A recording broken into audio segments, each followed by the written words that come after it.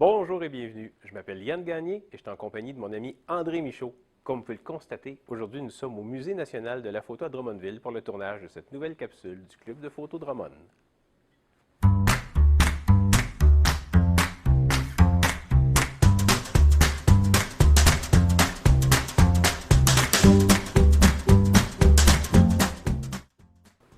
Après avoir abordé sommairement dans nos dernières vidéos les notions de vitesse puis d'ouverture, aujourd'hui nous allons nous attaquer au troisième réglage de nos appareils, l'ISO. Nous allons donc voir à quoi ça sert et surtout comment ça marche.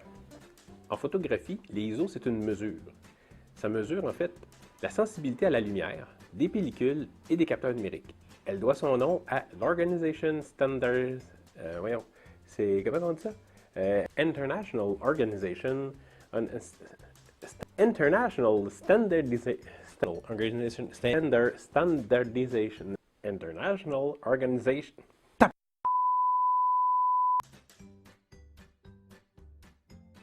Pour comprendre quelle est l'utilité des ISO, je vous propose de revenir au principe même de la photographie. On dit qu'une photo sera bien exposée si la surface sensible, les capteurs numériques ou les films, reçoivent la bonne quantité de lumière. Malgré le fait que la bonne quantité de lumière, ce soit subjectif, tout le monde s'entend pour dire qu'il faut obtenir une photo ni trop sombre, mais ni trop claire.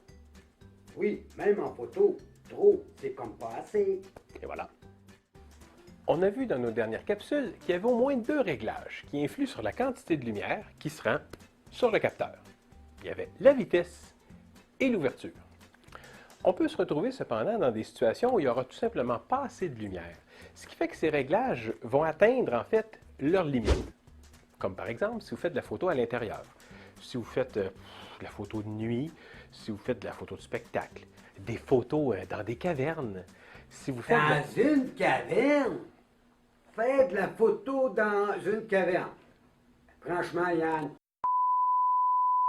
À quoi ça sert l'ISO? Ça permet à votre capteur d'être plus sensible à la lumière. Fait que bref, quand il n'y a pas assez de lumière, c'est là que vous augmentez vos ISO. Ça vous donne des photos plus claires.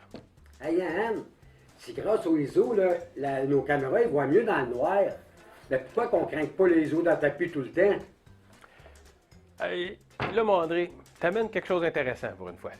Ouais, merci. Ça serait bien trop facile si c'était juste ça. Prendre des photos toujours avec les ISO dans le tapis. Mais dans les faits, il y a un revers à la médaille. Plus vous les augmentez, plus vous risquez de dégrader votre image. Puis ça, c'est ça qu'on appelle le bruit.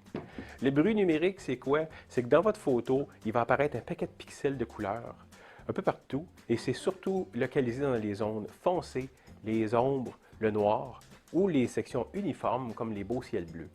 Ce que ça a comme conséquence, c'est que ça va dégrader la qualité de votre photo. Vous allez perdre du détail puis de la netteté.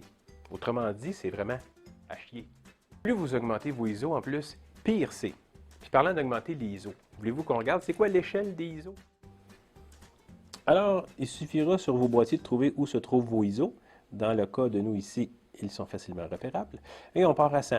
Et donc, ils montent par incrément de 1 tiers. Et lorsque vous êtes à 200 ISO, votre image sera 2 fois plus exposée qu'à 100. Et si vous continuez à monter, on se rend à 400. Donc, 400, c'est 2 fois plus que 200. C'est très simple, l'ISO. Ça va comme ça. Puis, tout dépendant des modèles, ça peut aller très, très haut. Ça peut dépasser, ici on est à 6400, mais on peut se rendre dans les 25 000. Il y a même des 100 000, je pense, qui existent dans le ISO. J'aimerais faire une petite précision. Quand vous augmentez vos ISO, votre capteur ne vient pas plus sensible à la lumière. Non, c'est pas vrai. En fait, l'appareil photo va amplifier le signal que le capteur reçoit. Parce que dans les faits, ce n'est pas parce que vous augmentez vos ISO que tout d'un coup, votre appareil va dans le noir. Ben non. Parce qu'un appareil photo, il faut se rappeler que ça capte de la lumière déjà existante. Fait que s'il n'y a pas de lumière, il n'y a rien à capter. D'où le nom aussi d'un capteur. Du ça de même. En fait, si on résume, je vous conseille d'utiliser les ISO avec parcimonie. Parcimonie? C'est qui ça? Ah, ouais. Bon, autrement dit, les ISO, on devrait les utiliser en dernier recours. Mais en fait, des fois, le moins possible, finalement. Les utiliser le moins haut possible, voire jamais, finalement, parce que, tu sais, les os, c'est mal. Il ne faudrait pas utiliser ça, les ISO.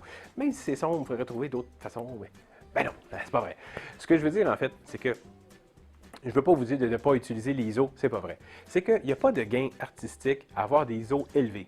Fait que donc, ce que je vous conseille de faire plutôt, c'est prenez votre appareil, prenez la même photo, mais utilisez toute la gamme de ISO que vous avez. Puis là, vous allez être à même de constater à partir de quel niveau de ISO vous constatez que votre image est trop dégradée. À partir de là, bien, vous saurez quelle plage plutôt vous pouvez utiliser sans problème. J'espère que cette capsule vous a été utile. Si vous passez par Drummondville, je vous invite à venir faire un tour au Musée national de la photo. C'était Yann Gagné avec André Michaud pour le Club de photo de Drummond. À la prochaine!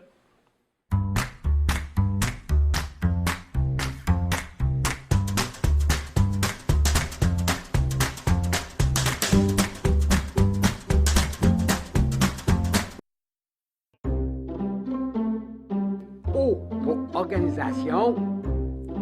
Non, on recommence. ISO, hein? Fait que c'est I pour international, S pour standardisation et O pour organisation. C'est simple, hein? Ouais, mais là, tu le dis en français. Ah ouais?